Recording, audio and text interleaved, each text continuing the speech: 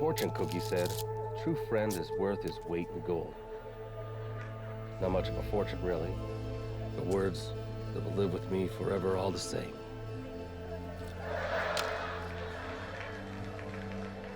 I was halfway through a box of orange chicken when Anson called.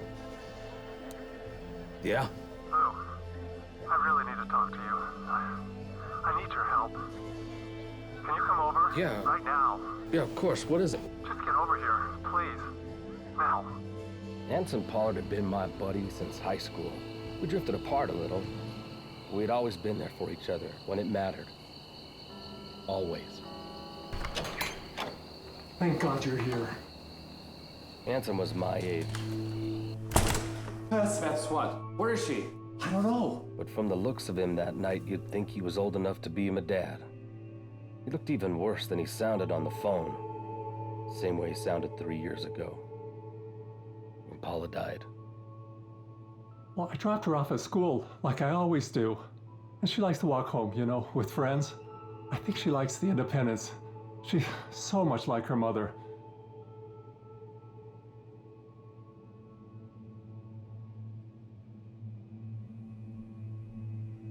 School said she left at the usual time. When I got home, I found these in the mailbox.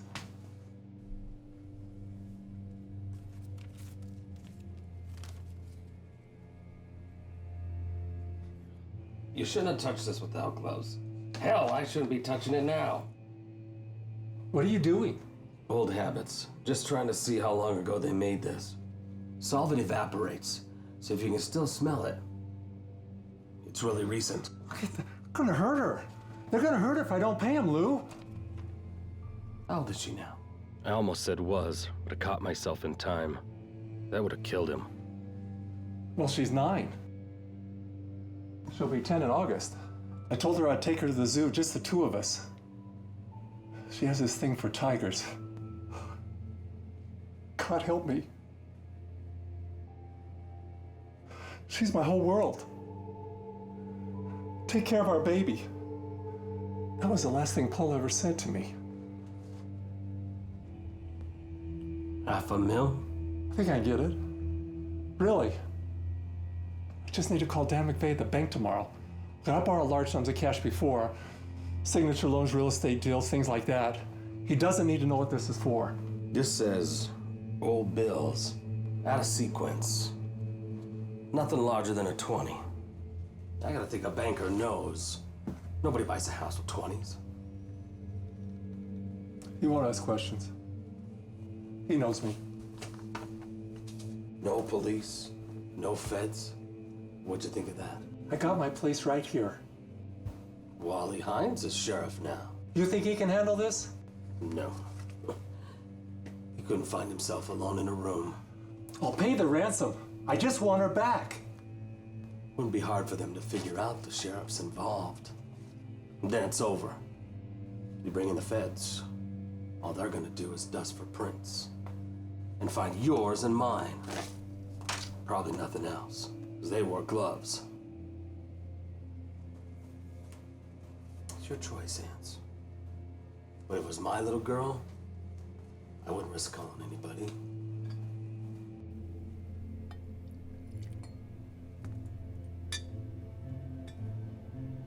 You'll help me do this then? Won't If you want me to.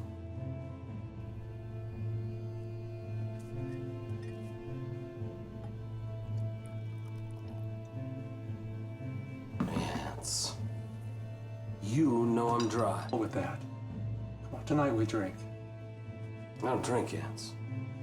Not even tonight. Fine. I just wish the hell you were still sheriff. The voters in this county had no sense. 3 terms, and they tossed you aside all because of... Wally's the governor's brother. That's the only reason I lost, not because of... I know. I know. Yeah. Maybe it's better I'm not the sheriff. This way I'm just some loser. Nobody for them to get excited about.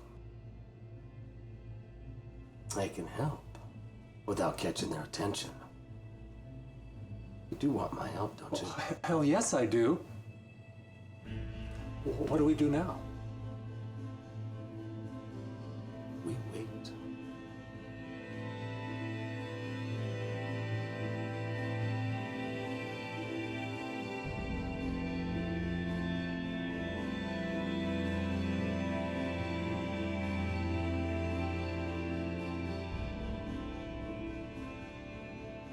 You have to go through the motions. There's no phone call that night. The Vic's alive, generally gonna make a call and let you hear their voice. They know if they hear a little girl crying for daddy, you're gonna pay the ransom. But I wasn't gonna say that to my friend. He had to believe his baby was out there waiting for him. Anson would do anything to save his little girl.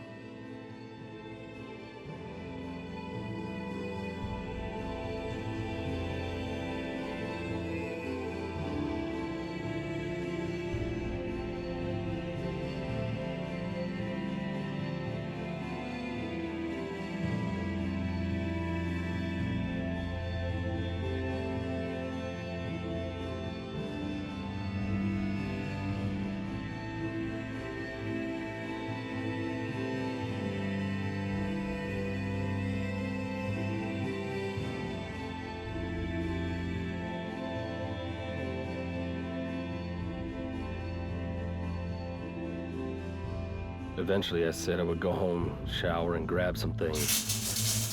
Thought about little Bethy, dead and buried somewhere. Probably no one ever find her. And her daddy wouldn't even have the comfort of knowing her pain was over.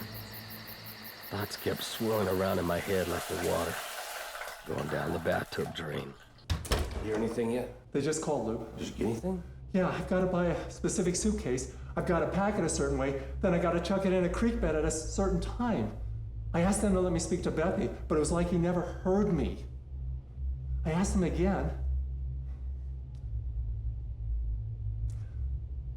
but he hung up on me. Probably made the call from a payphone. Wouldn't have even brought her with him.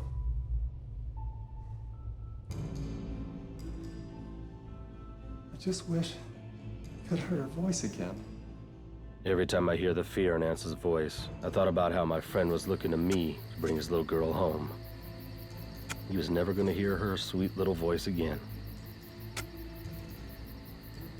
My mind filled with an image of a child's broken body, a patch of ground, a big man a few yards from her holding the shovel, digging. I blinked my eyes, trying to chase the image, but it went and hovered there on the edge of thought. I so badly wanted a drink.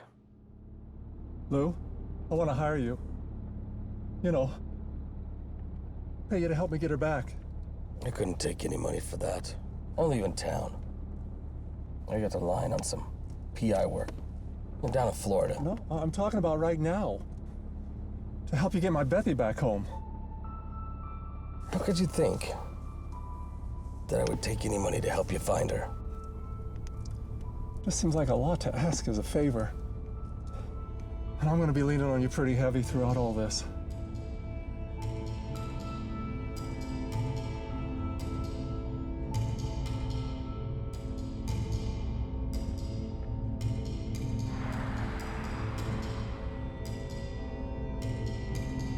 I called the bank. McVeigh had to make a call, but he said he'd have the cash ready by 2. Anson told him he had a chance to buy a painting from some art collector. Having money problems, and for tax reasons, the sale had to be in cash. Not a bad lie, really. Guess maybe I'd rubbed off on him over the years.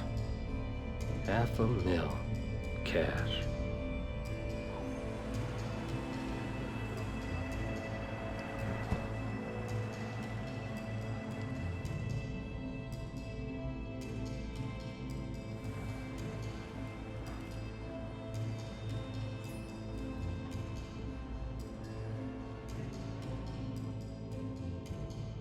When the phone finally did ring, it was McVeigh at the bank, telling him that the money was ready.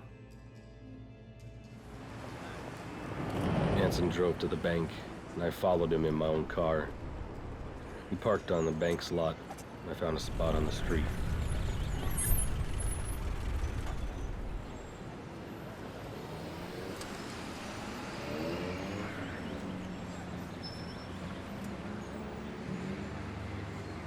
He was in the bank a while. Kept looking at my watch, and every few hours another minute would pass. My mind flashed back to that same scene from the day before.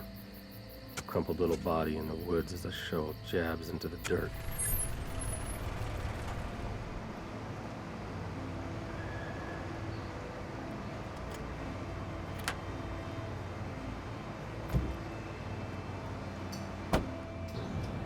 I suggested taking my car in case anybody was watching him, and that if the kidnappers spotted a tail, they'd panic and kill Bethy. Of course, I didn't believe she was alive, but as a cop, you follow the playbook. You go through the motions. What else can you do?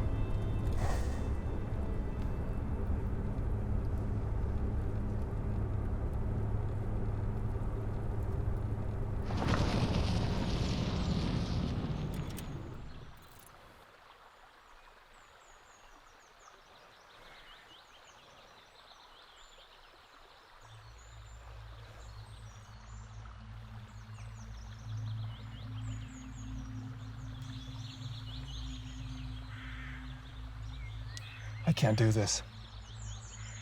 Can you do this for me? Sit tight.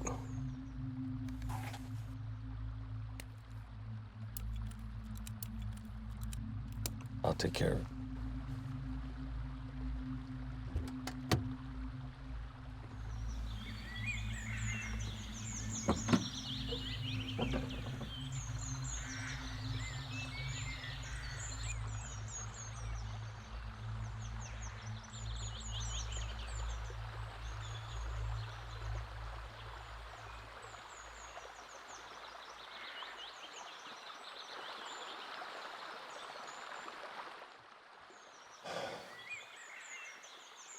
Do you see where the money landed?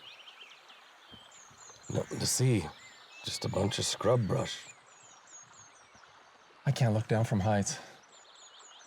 Thanks for doing that for me. Do you think they'll keep their end of the bargain? I mean, they said they'd bring her back in the next 4 hours. Do you think they'll bring her to the house? Probably not. Drop her off outside of town. Someone will call right off. She knows your number, right? Yeah, of course. Best thing is just to sit and wait for the call. You'll come over after, right? Yeah, sure. Okay. Just want to grab a shower.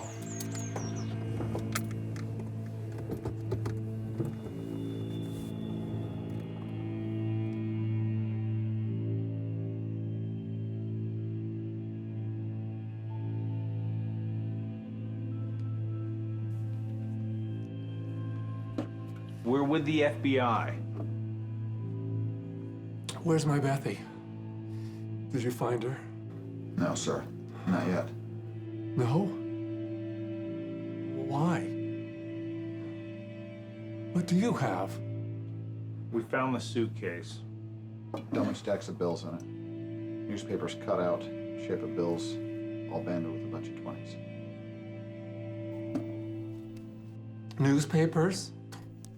20s. I put that money in there myself. Where's my Bethy? Mr. Pollard, I'm sorry, but she's...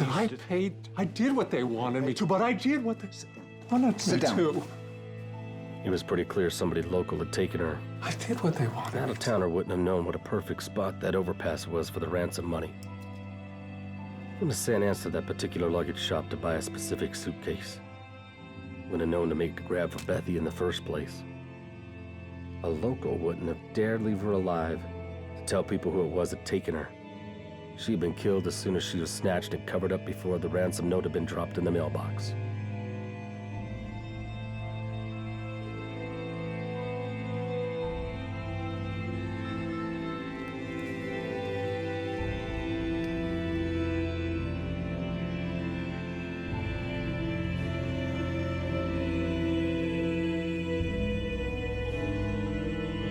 My mind filled with that picture again. Bethy's crumpled body, lying on the cold ground. Feel the soreness in my shoulder from from all of the digging. Digging it with Bethy lying there was misery. Should have dug it ahead of time. You can't plan everything, right?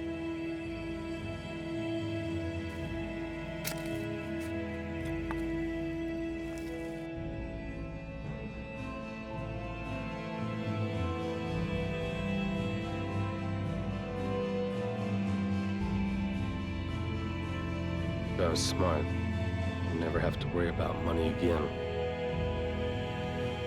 Nobody ever suspected a thing. After all, he was Anson's friend. And a good friend is worth his weight in gold. Going through the motions.